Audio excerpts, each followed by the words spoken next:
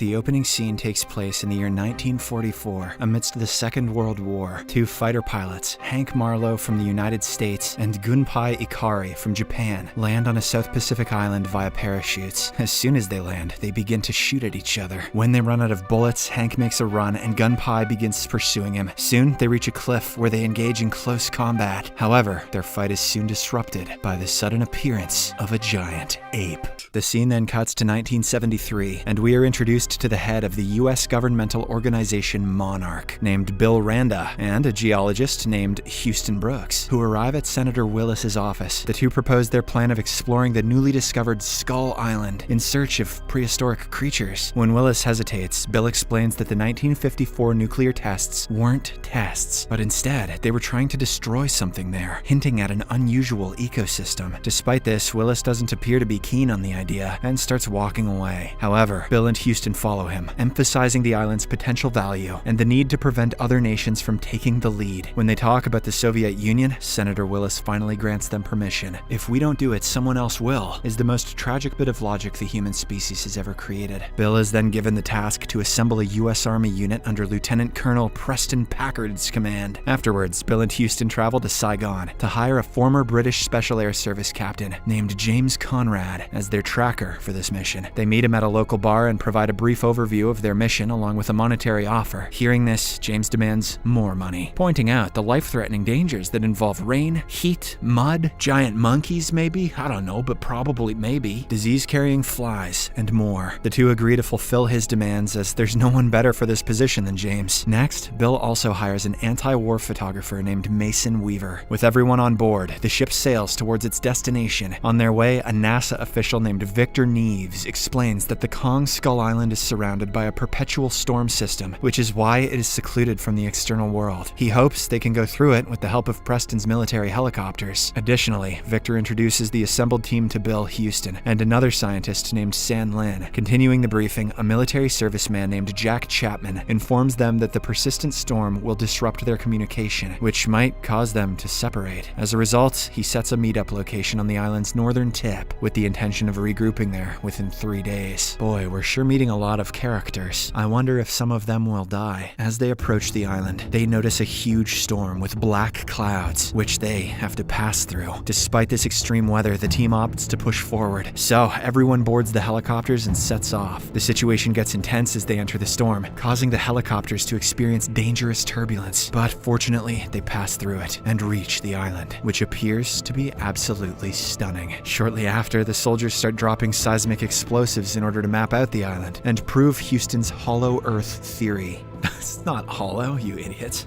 It's flat. Everything seems to be going well until the team gets attacked by the giant ape from the opening scene. He is none other than Kong, the mythical beast. The soldiers respond with gunfire, but the bullets appear ineffective against this mighty creature. In retaliation, Kong knocks down all the helicopters one after another, scattering the survivors across the island. Following this, two groups form among the survivors. One with James, Mason, Victor, Houston, San Lin, and a soldier named Slivko, and the other with Preston, Bill, and the soldiers, including Cole, Mills, and Woodward. In the aftermath, Preston tries to establish contact with his troops, but only Jack manages to provide him with his location before the signal dies. In the next scene, an enraged Preston confronts Bill at gunpoint, demanding an explanation for the actual motive of their expedition. In response, Bill reveals that several decades ago, he and his family were traveling in the sea when a mythical creature destroyed their boat. Only he managed to survive, but the government claimed that the accident was due to mechanical failure. Since then, Bill has made it his mission to prove the existence of these monsters, and that's why he has led the team here. Following this, Preston and his group set out towards Jack's location. As they walk through the forest, a bamboo tree pierces one of the soldiers' mouths. The next second, a colossal, spider-like creature shows itself and grabs one of the comrades. When it is about to eat him up, the soldier strategically cuts off his limbs and drops to the ground. After this, the others open fire on the creature and eventually take its head off. On the other hand, James leads his group towards the rendezvous point. Amid their journey, they attempt to contact the other survivors via radio signal, but it proves fruitless. While passing by a lake, the group encounters a massive buffalo-like creature, causing them to panic. However, James analyzes the situation and asks the team to stay calm. He knows that the creature doesn't want to harm them. How?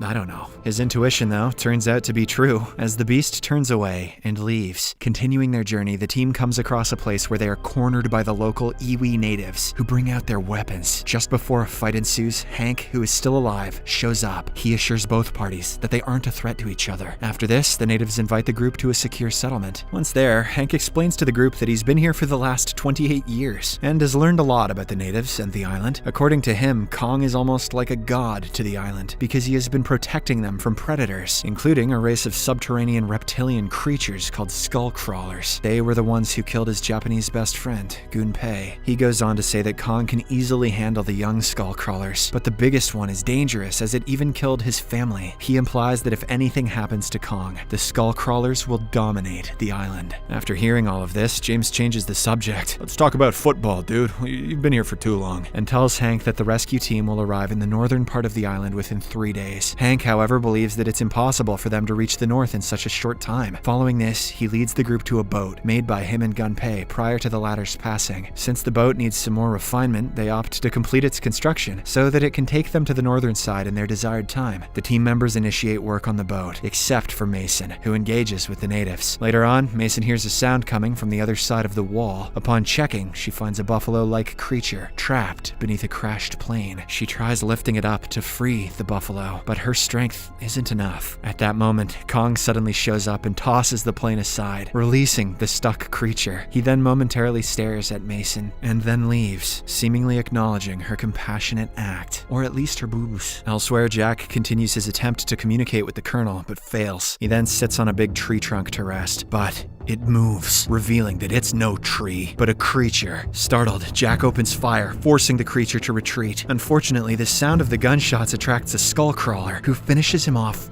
brutally. As night descends, Jamie's group continues their efforts on the boat. Amidst this, Mason tries to click some pictures of northern light, but her flashlight seems to be damaged. When James sees her struggling, he offers her his lighter, a memento from his father. He carried it in his ass for 10 years. By the following morning, the boat is finally ready to go. Hank retrieves Gunpei's sword from his grave, bids farewell to the natives, and they all ride down the river. While sailing, Hank opens up to the group about his family, expressing his dream to reunite with them. A short while later, they regain their radio signal and are able to hear Preston's voice. They ask the Colonel to shoot a flare gun, pinpointing their location. Spotting the flare's illumination, the group steers their boat towards the source excitedly. However, their happiness is short-lived when Victor is suddenly taken away and torn apart by a horde of carnivorous birds. The sight is heartbreaking, but despite this, the group decides to continue their journey toward the remaining team members. After a while, they get off the boat and walk into the woods where they regroup with Preston. With this reunion, James proposes that everyone board the boat to leave for the northern side. However, the Colonel refuses and insists on searching for Jack on the west side. Hank rejects the idea because the west side is where the skull crawlers live, but the Colonel says the west side is where Tupac lives. But James reluctantly agrees, saying he was brought here as a tracker. He puts forward one condition though, that they have to return back before nightfall. In the next scene, Hank leads the group into a forbidden zone, which is a former battleground between Kong's ancestors and the skull crawlers. Despite Hank's objection, Preston orders them to cross it. As they move through, a sudden onslaught from a skull crawler compels them to take cover behind the giant bones. The skull crawler comes near those bones and vomits a skull with Jack's tag on it. Once the area grows silent, the group ventures forward, believing that the creature has departed. However, their assumption is proven wrong when it returns and eats Bill up. In retaliation, the group unleashes a barrage of gunfire, but the bullets are incapable of causing much damage to the formidable creature. As a result, the soldiers use machine guns and flamethrowers against it. To make the situation even worse, they're also attacked by a wave of carnivorous birds. In the midst of this commotion, Slivko is hit by the skull crawler, causing the toxic gas canisters in his possession to detonate. Hank, after killing several birds, passes the sword to James, who then goes to rescue Slivko, taking out all the birds on his way. He manages to get Slivko, but the skull crawler shows up in front of them just when it appears that they're going to be killed. Mason throws James's lighter inside the creature, blowing it up. In the aftermath, Preston still urges them to continue their search. In response, James brings out Jack's tag, disclosing that